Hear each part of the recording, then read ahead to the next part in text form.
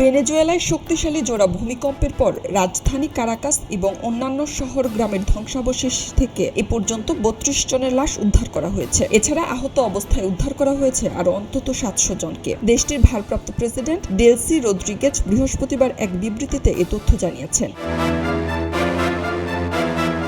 ভেনেজুয়েলায় বুধবার ১ মিনিটেরও কম সময়ের ব্যবধানে ৭.২ ও ৭.৫ মাত্রার দুটি শক্তিশালী ভূমিকম্প আঘাত এনেছে। এরপর থেকে দেশটিতে ২০টিরও বেশি আফটারশক অনুভূত হয়েছে। ভূমিকম্পের সবচেয়ে বেশি ক্ষতিগ্রস্ত হয়েছে দেশটির উত্তর উপকূলীয় অঞ্চলগুলো। এর মধ্যে রয়েছে লা গুয়াইরা, আরাগুয়া, কারাবুবো এবং ফালকন রাজ্য। এসব এলাকায় ভূমিকম্প ও পরবর্তী কম্পনের প্রভাব সবচেয়ে বেশি পড়েছে। সংবাদ মাধ্যম বিবিসি জানিয়েছে, প্রথম ভূমিকম্পটির মাত্রা ছিল ৭.২ এবং এর কেন্দ্রস্থল ছিল কারাবুবো অঙ্গরাজ্যে, রাজধানী কারাকাস থেকে প্রায় ২০ কিলোমিটার দূরে। এর মাত্রা ৩৯ সেকেন্ড পর আরও শক্তিশালী ৭.৫ মাত্রার দ্বিতীয় ভূমিকম্পটি আঘাত হানে বলে জানিয়েছে মার্কিন ভূতাত্ত্বিক জরিপ সংস্থা।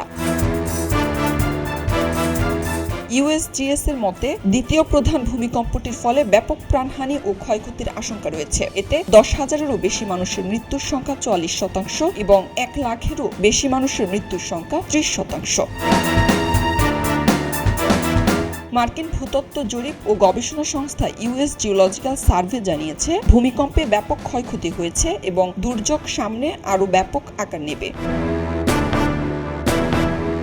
ভেনেজুয়েলার অধিকাংশ ভবন ও বাড়িঘর ভূমিকম্প সহনশীল প্রযুক্তি অনুসারে তৈরি করা হয়নি। দেশটির যোগাযোগ ও তথ্য মন্ত্রণালয় জানিয়েছে, রাজধানী কারাকাস সহ বিভিন্ন শহর ও গ্রামে ইতোমধ্যে বেশ কিছু ভবন বাড়িঘর ধসে পড়েছে কিংবা ক্ষতিগ্রস্ত হয়েছে এবং আরও বহু সংখ্যক ভবন ধসে পড়ার ঝুঁকিতে থাকার কারণে দেশজুড়ে নিরাপত্তা বাহিনী মোতায়েন করা হয়েছে।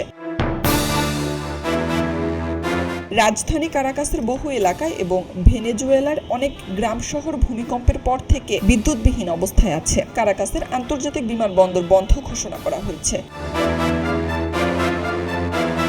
খবরের কাগজ, নিখাত, নির্ভীক, নিরপেক্ষ।